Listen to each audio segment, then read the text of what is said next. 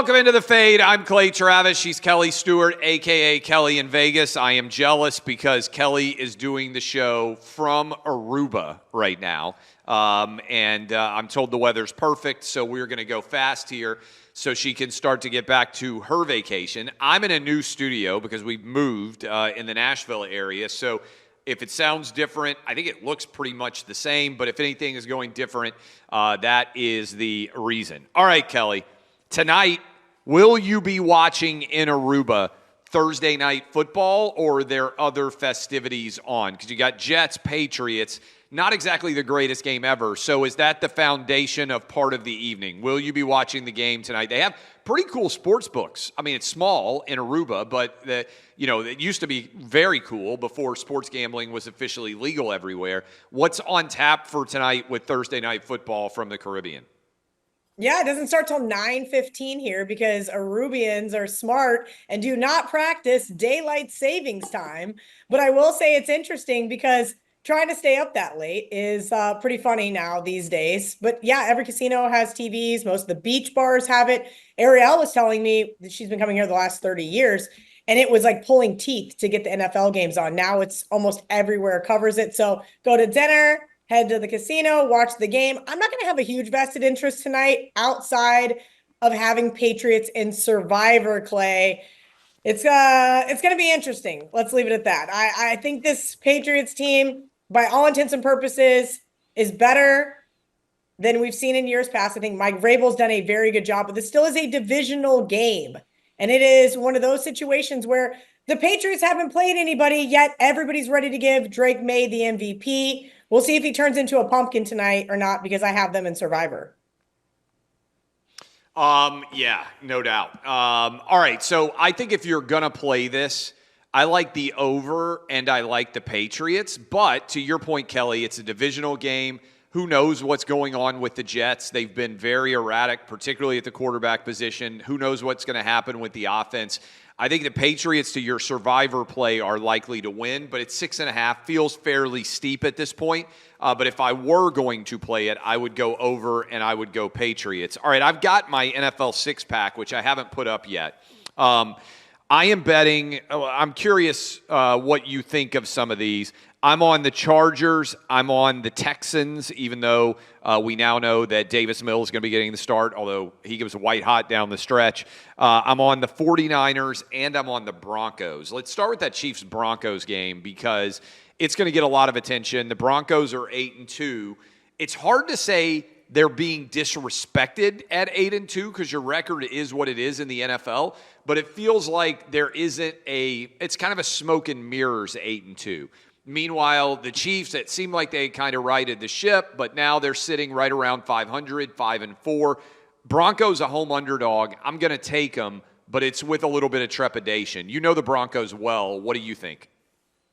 Clay, I do know this Broncos team well, and I was just making fun of some of my counterparts at Wager Talk this morning for saying, hey, is it valuable right now to bet the Broncos to win the Super Bowl? I said, absolutely not. This is not a Super Bowl contention team.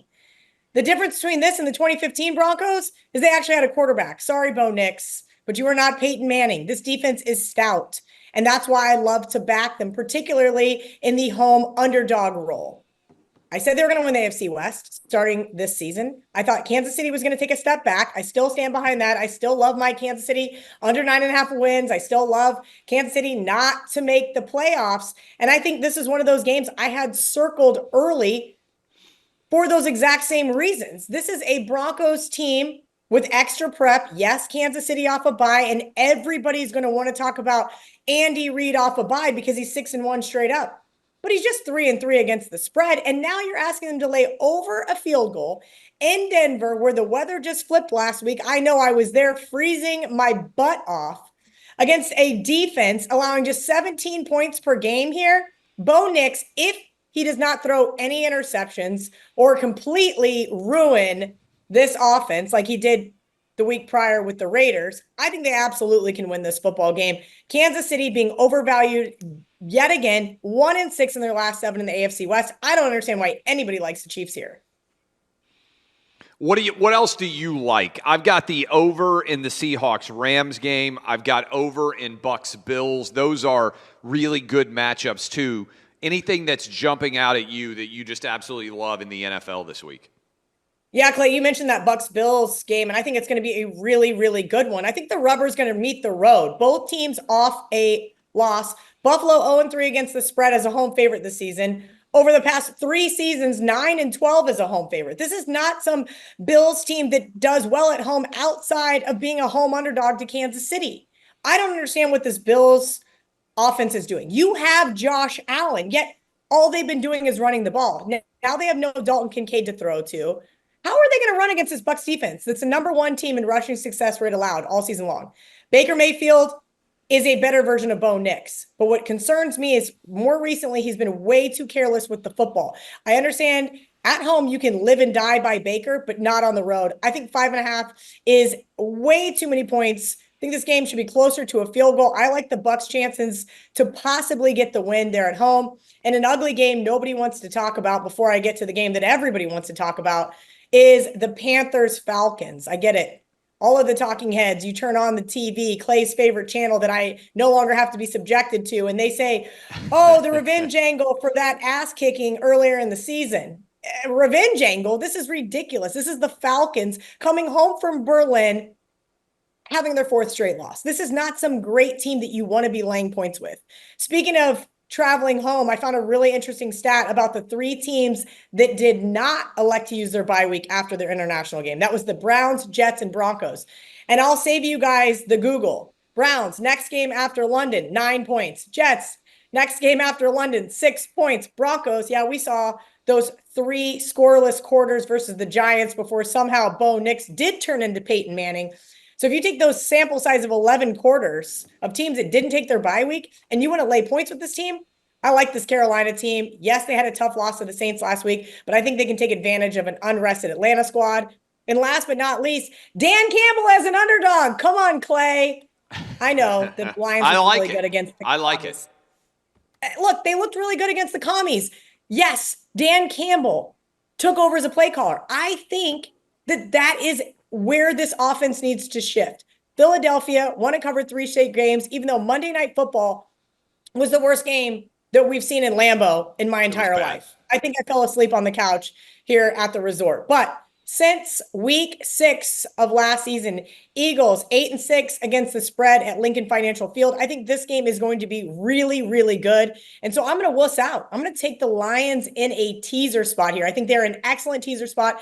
You can tease them with the Ravens. You can tease them with the Cardinals if it gets down to that 2.5. There's lots of spots to get you through those key 3 and 7.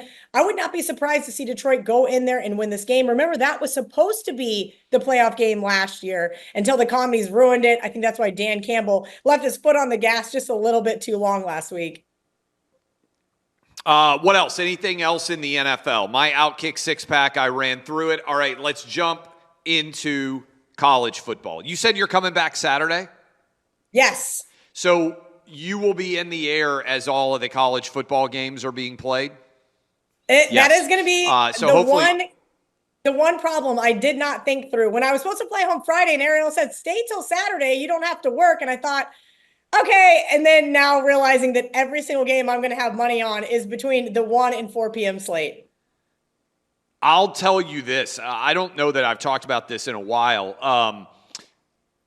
I was probably like 7 or 8 years ago, I took the boys over to go to the Titans London game. And so the whole family, we all flew over. The airplane didn't have any of the scores until we landed in London. And I just totally presumed, they'll have television, there'll be some college. I'll be able to see a scoreboard at least. There'll be some way, and a minimum I'll have Wi-Fi. That's the last time I've traveled where I didn't have any clue. And that's whatever it is, from Nashville to London's like an 8.5-hour flight. So I took off Saturday in the afternoon or whatever it was. And all of the games, I had no idea who won until I landed. And I just as soon as we landed, I was furiously getting out my phone to try to see hey, what happened in all the big games. So anyway, I hope you have reliable Wi-Fi or at least the ability to watch. Side note, every airplane should just have Elon Musk's Starlink. I don't Yes. understand why they're trying to build their own Wi-Fi networks that never work that well. It's always frustrating. It's way too long now that Wi-Fi hasn't been reliably on airplanes. And just take Starlink. I mean, it's a satellite service. You're very close to I it think, all over the is it world. United just signed a deal with him? I believe they're going to have it. I think I saw I a don't, commercial, I don't, a yeah. tweet or something. I don't understand why everybody wouldn't just go straight Starlink because, again, the satellite service works phenomenally well. It's worldwide. So, unlike a lot of places where when you travel, like I'll use Southwest Airlines as an example, the internet just stops working once they leave the United Always. States. Like if you're going to Mexico or whatever else, like why not just use Starlink and eliminate all the problems? All right, so here are the big games, Kelly. I'm on Texas, Georgia, the under. I think the most reliable part of the Texas team so far this year has been the defense. There have been a few exceptions. They didn't close well against Vanderbilt. They obviously took it on the chin against Florida. Georgia has been basically trailing in the second half against almost everybody except Mississippi State, who I took a big L on last week. I like the under also in Oklahoma, Bama. The Oklahoma defense has shown up all season long. The under has typically been the play there. So those are the biggest SEC games. I know you don't believe in revenge, Kelly, but I think Ole Miss is going to blow Florida out. I think Florida has quit on the year. Last year, Ole Miss lost in Gainesville against Florida. That cost the Rebels an opportunity to make the college football playoff. I think they will get redemption and revenge in a big way there and punch effectively their ticket to the college football playoff. And those are the big. Well, I took South Carolina as a huge underdog. I'm probably the only person betting South Carolina. They're coming off a bye. I feel like A&M's feeling themselves a bit. So those are some of the SEC games. I also took Mississippi State as an underdog on the road at Mizzou, even though they burned me. Mississippi State did last week. And Arkansas. Another risky bet, but as a road underdog at LSU, based on the fact that LSU seems as if they have quit on the year. That's a bunch of games I just hit you with. Are you betting any of these SEC games this weekend? Well, I'm not going to bet Texas, Georgia, but I do agree with you on the under. You mentioned that revenge factor, right? Georgia goes into Austin last year, beats the brakes off this team. The final score was not indicative of how bad Georgia beat Texas in Austin. I mean, I had friends at that game and my jaw was dropped. But then you go to the SEC championship game. I bet Texas in that spot. Backup quarterback comes in for Georgia, and guess what? They win the game. And both of those games stayed well under the respective total. So I don't blame you for liking the under here. But here's my problem with Texas in a revenge spot. Number one, you can't quantify it. Fine. Texas is coming off a bye week, and you'd think they'd have this one circled. Steve Sarkisian versus top 10 teams, 5-18, 2-8 at Texas. Like, even if revenge was real, Steve Sarkisian doesn't believe in it. How am I going to believe in your team? So I'm not touching that, but I do lean towards the under with you there. Ole Miss was actually the very first bet I made this week. I got a text on Saturday night. We were sitting there watching the NFL games. I had a buddy text me. He goes, by the way, Florida, a bunch of guys are going to be opting out. They're saying they're going to go to the NFL. They're quitting on the season. A bunch of starters are quitting on the season because they want to transfer. I said, you know what? Let me just get ahead of it. I laid 13.5 with Ole Miss, went all the way to 17. And then now I'm wondering if the information was a little bit off because the wise guys sure came in and nailed that 17. If I need to, I'll get off of it, but I don't think so, Clay. You're absolutely right. Why wouldn't Kiffin want to absolutely throttle Florida? By the way, Lane Kiffin, and maybe you know a better answer to this than I do, is still the front runner to take the Florida job. And then, oh, by the way, they're saying that he may be the front runner to take the New York Giants job. There's all sorts of rumors. And LSU. Nick Saban's currently the front runner, what I saw for LSU, and I thought that one was real interesting. But let's just say Lane is auditioning to get a very fat paycheck, whether he stays at Ole Miss or not. And I think you're absolutely right. This is the spot where the Lane train keeps on rolling. Lane 37-19-3 against the spread in conference games. And he wins in a big way, usually as a favorite, like a sizable favorite over 2 touchdowns. So keep that in mind there. I wanted to like Mississippi State with you, but I cannot trust Jeff Levy's team anymore. They had that incredible run where we made a ton of money on them, and Texas broke them, Clay. The week I had them versus Texas, up double digits. I think they're inherently broken. They're right now on my do not bet list, especially after how piss poor Mizzou played last week. I had them in that spot, and I thought, all right, Drinkowitz is going to have his team ready against A&M. And Zollers, well, he looked like a third-string quarterback. And until I see otherwise from him, they are not getting my money either. I wanted to like South Carolina, another team I cannot trust. They did finally fire Mike Shula a couple weeks ago. I thought this offense would be better. No avail. But I do like Arkansas with you here. This is Fayetteville in all of its glory, 2-7, 0-5 in the SEC. But this team has not quit, and that's the interesting thing. Maybe if Sam Pittman was still their coach, they would. But Bobby Petrino is their interim coach, and they want to play for him. We're going to see if they can actually get the outright win over LSU. LSU, that team, everybody thought 14-1 to win the national championship. I said, okay, I don't really understand it. They wanted to make a case for them to win the SEC. Now Brian Kelly's fired. Last week was the week for LSU to prove to me that they deserve to get my money, and they couldn't even do it. I'm glad I did not waste my time. Alabama did what Alabama does. They cover games. LSU has quit on the season. I think the Hogs get that first SEC win. All right. What else do you like in the college football slate? What's standing out to you? What games are on your radar? Well, I'd first like to apologize to Laura Travis for this first one because I like Northwestern plus 12.5 here. I'm on with you. Can they get the win? This is going to be the hard part. The game's in Wrigley Field. So by all intents and purposes, saying that the home team's covered 5 straight might not matter. I do think it's going to be a 50-50 crowd. But I think a lot of people are making this big deal about Michigan coming off a bye week. This team has been awful in the last 4 seasons off a bye, covered just 1 game, and they're only 3-6 against the spread this season. I keep hearing, Bryce Underwood's going to have this big breakout game at some point. Win.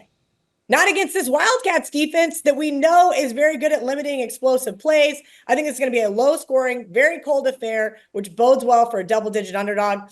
Maybe they can catch Michigan off some weird bye week kind of lull and actually win the game plus 400. And then I like Michigan State in a play against Penn State. Because how can you not? How can Penn State get up after having Indiana at home on the ropes to ruin their perfect season and go play in East Lansing, a team that has not won a single Big Ten game all season long? I just don't see it happening. And then last but not least, I'm going to the Big 12. I'm going to take Arizona. I'm going to go against Cincinnati. And hey, I do not want to discredit Satterfield's season. They have, since coming to the Big 12, this has been the best Bearcats team we've seen. But they're still just 4-7 as a home favorite. I do not trust this team laying points. We saw them just a couple of weeks ago before their bye just get smashed by Utah. We know what happens to teams when they lose in horrible fashion. It is hard to get back up the next week. Maybe after a bye they do, but U of A still averaging over 104 yards per game more than their opponent. And that tells me they're on to the next step, which means they're winning games outright. I like this top 10 passing defense plus the points here, Clay. Couple more from me. I've got Oregon hosting Minnesota. I'm taking Minnesota as the big road underdog, plus 25.5. This is just a trap game play a little bit. You've got Oregon coming off the huge win, hard fought, on the road against Iowa in the cold rain. Minnesota, sneaky, what are they, 6-3, I think? Sneaky, quality Big Ten team. That's a huge number for a Friday night game with Oregon, I believe, has SC next, which ties in with this other take. I know they lost a tough home game. I'm taking Iowa plus the points on the road against USC. I don't buy this USC team as a legit top 15-ish team. And I think Vegas has told us all year that they are, but I think that's given us opportunities. A couple of other big underdogs. I'm taking NC State plus the points at Miami. NC State, last we saw them beat Georgia Tech. They've been an enigma all year. They can show up and play at a high level, Kelly. They can vanish. Miami, we know, back half of the season, past several years with Mario Cristobal has not played well. We've already got the Miami losses to Louisville and SMU. 14.5 feels steep. And then a game that probably has the most college football playoff implications of among many, because I think if Notre Dame wins and beats Pitt, they're going to get to 10-2. But I'm taking Pitt as the big double-digit road underdog at home against Notre Dame. All those picks, by the way, up at OutKick. That is my picks for the week in college football. Do you like any of those? Do any of those stand out to you, Kelly? Here's my problem with the Pitt play. I considered them and I thought, all right, let me do a little bit deeper dive. Like, what is going on here with this line? Because from a power ratings perspective, by all intents and purposes, Notre Dame is significantly a better team. But I'm with you. I haven't bought Notre Dame all season long. This Pitt team has been rather sneaky. I've thought that they maybe could show, we'll call it a little bit of prowess. Do they deserve to be in the top 25? Probably not. But here's what Pat Narduzzi had to say when asked if Notre Dame was a must-win game. Absolutely not. It's not an ACC game. I'm glad you brought that up. It's not an ACC game. I gladly beat 103, 110 to 10 in that game. That could put 100 up on us as long as we win the next two. What? Yeah, I saw that too. Yeah. What kind of head coach says that? Of course you want to beat Notre Dame. Their jersey says Notre Dame. So Mr. Kicking field goals on the 1 yard line does not give me any comfort in wanting to take the points with them. Trust me, they were on my long list early. I said, never mind, Pat. If you don't believe in your team, I can't possibly believe in them either. That was a really interesting one. And I'm with you on Iowa. I haven't got to the window with them yet, Clay, but I'm just kind of sitting back. I wanted to see how this game got bet. And I do know some people I respected that took USC. I don't trust USC. I don't trust Lincoln Riley as a favorite. The only thing that bodes well for them is they're at home in the Coliseum. But I do like Kirk Ferentz as an underdog. And here's another spot where they have been really great in this position, particularly their 2 games at home, one against Indiana. And then, of course, last week where I had them on the money line to beat Oregon. I wouldn't be surprised to see Iowa go in there and win this football game. Kelly, have fun in Aruba. I am on, I'll tell you where when we go off the air. You don't know, I don't think yet. I'm on a super secret trip next week out of the country. I can't tell people where I'm going to be, just that if all goes well, I will show up and you will be like, I can't believe this is where Clay ended up. So it's a little bit like Where's Waldo, except where is Clay? I am leaving on Monday, and I will be out of the country for the week. So I will tell you when we go off the air, but that means that we will not do probably a fade show next week. But then we will be back for Thanksgiving week. Just FYI for everybody out there. I know we missed last week. That was on me because I was traveling for the book and I totally forgot about everything going on with this. So we'll be back Thanksgiving week and I will be on a super secret mission. Right now, Kelly is not secretly in Aruba. I am jealous. Head out to the pool, go get some drinks, and live it up. Enjoy Thursday night football. I am Clay Travis. She is Kelly Stewart. Do you have any Aruba feedback for people? I went to Aruba for a wedding like 7 or 8 years ago, I think. So I have not. I think that's the only time I've ever been to Aruba. I was blown away. I lived in the Caribbean for a couple of years, so I definitely like island life. What would you say is the best part of Aruba? So I'll say this. I've been to probably 10 or 11 Caribbean islands at this point in time. It's by far the nicest, the safest, the cleanest, the friendliest. I mean, the beaches are absolutely immaculate. The service level is good. I feel like everybody here speaks 4 languages. So no matter where you're from, they're going to be able to take care of you. It's just been a really nice, relaxing experience. Like, I feel like there's not a ton of nightlife, but you could find it if you wanted to. Obviously, they have the casinos and the sports books, which is, not much different than Vegas from that aspect. But I think the weather has been just absolutely incredible. I don't know if it's had a cloud in the sky since we've been here, frankly. Awesome. I'm jealous. Kelly, have a good time. Tell Ariel we said hi, and we'll talk to you again soon. Everybody get rich. Hopefully we have some success on the bets. Again, I'm Clay Travis. She's Kelly Stewart, a.k.a. Kelly in Vegas. We will see you again shortly.